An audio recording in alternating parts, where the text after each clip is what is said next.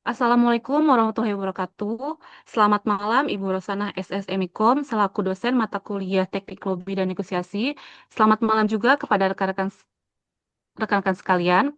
Pada kesempatan malam hari ini, kami selaku dari kelompok 3 yang beranggotakan Fani Aulina, Dwi Septanio, Fitria Rambe, Aziz Syahril, Rizky Febianti, dan saya sendiri, Tita Yulianti, akan mempresentasikan hasil dari analisis kami mengenai lobi dan negosiasi dalam polemik Pagar Laut Tangerang.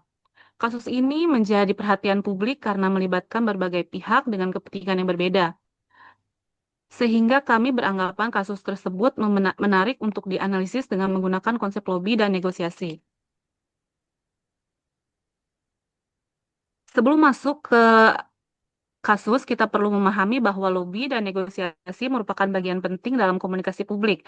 Lobi adalah sebuah upaya untuk mempengaruhi pengambilan keputusan, sedangkan negosiasi adalah proses mencapai kesepakatan di tengah adanya perbedaan kepentingan.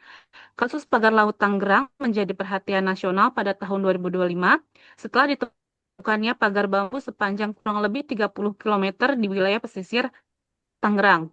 Keberadaan pagar tersebut dianggap menghambat aktivitas nelayan sehingga memicu konflik antara masyarakat, pemerintah, dan pihak-pihak yang memiliki kepentingan terhadap kawasan tersebut. Kasus ini juga menunjukkan bagaimana komunikasi publik berperan penting dalam penyelesaian konflik. Selanjutnya, deskripsi dan inti konflik.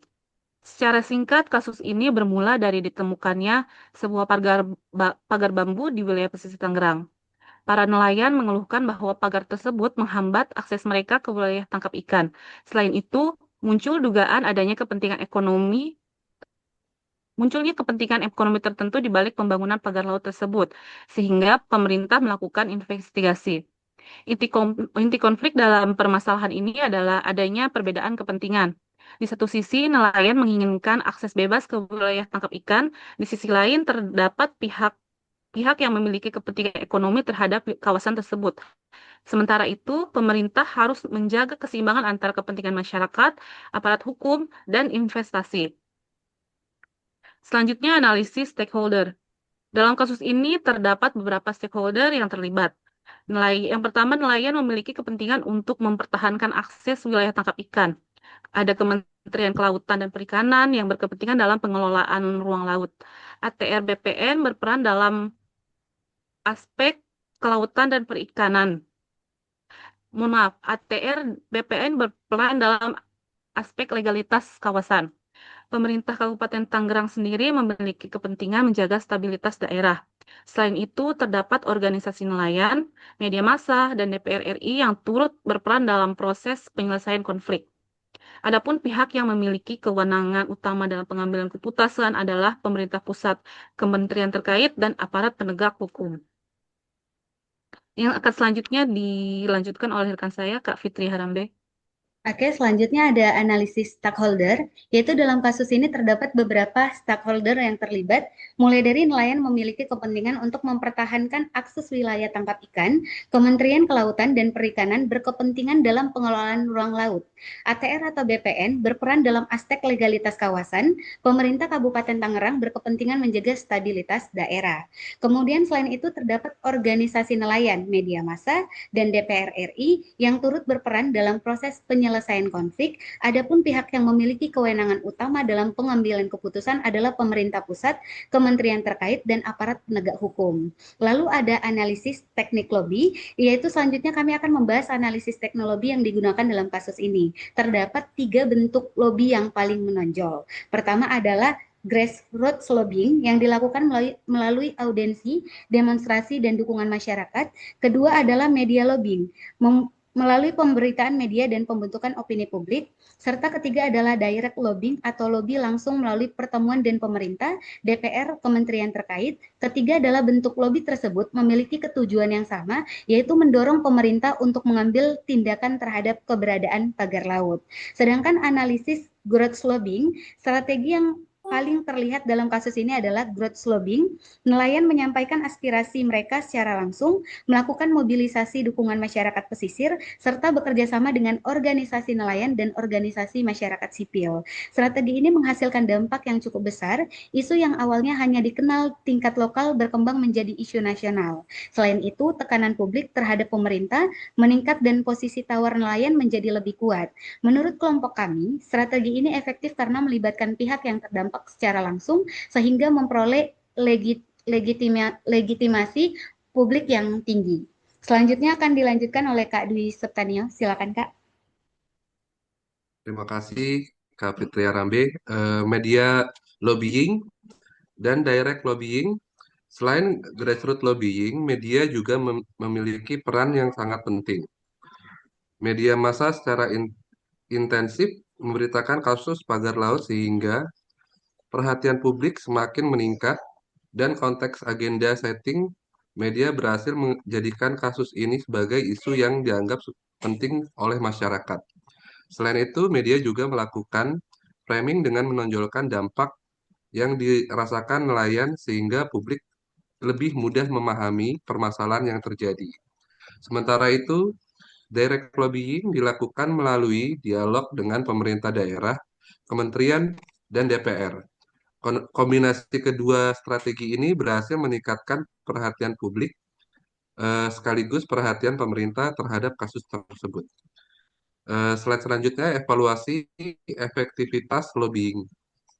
Berdasarkan analisa yang kami lakukan, media lobbying menjadi teknik yang paling efektif karena mampu membentuk opini publik secara luas. Grassroots lobbying juga sangat efektif karena memperoleh dukungan masyarakat yang terdampak langsung. Sedangkan direct lobbying efektif karena memberikan akses langsung kepada pembuat kebijakan secara keseluruhan.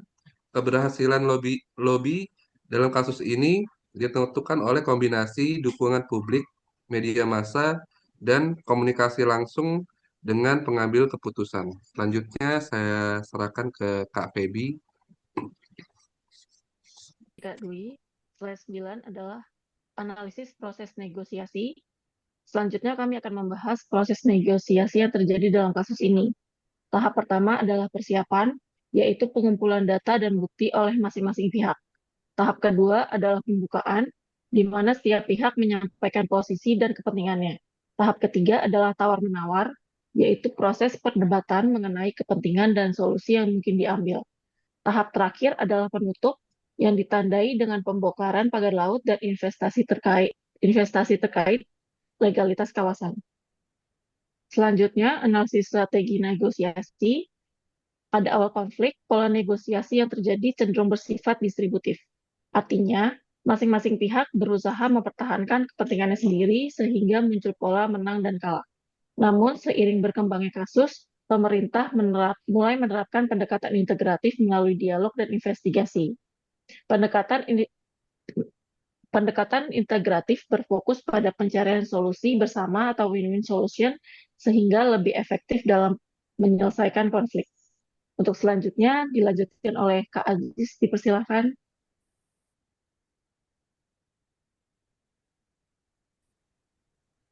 Baik,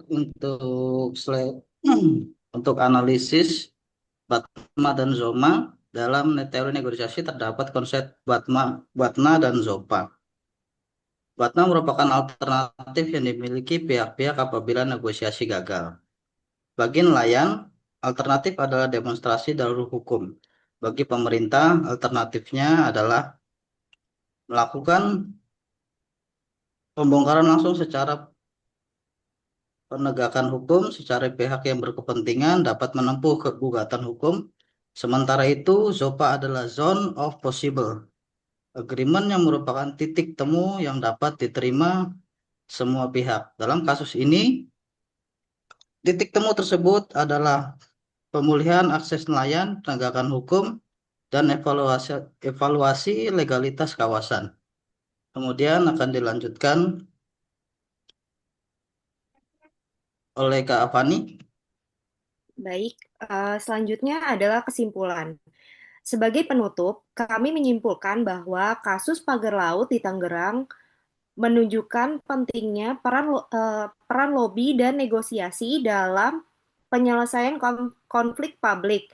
Grassroots lobbying, media lobbying, dan direct lobbying berhasil meningkatkan perhatian pemerintah terhadap masalah yang dihadapi nelayan.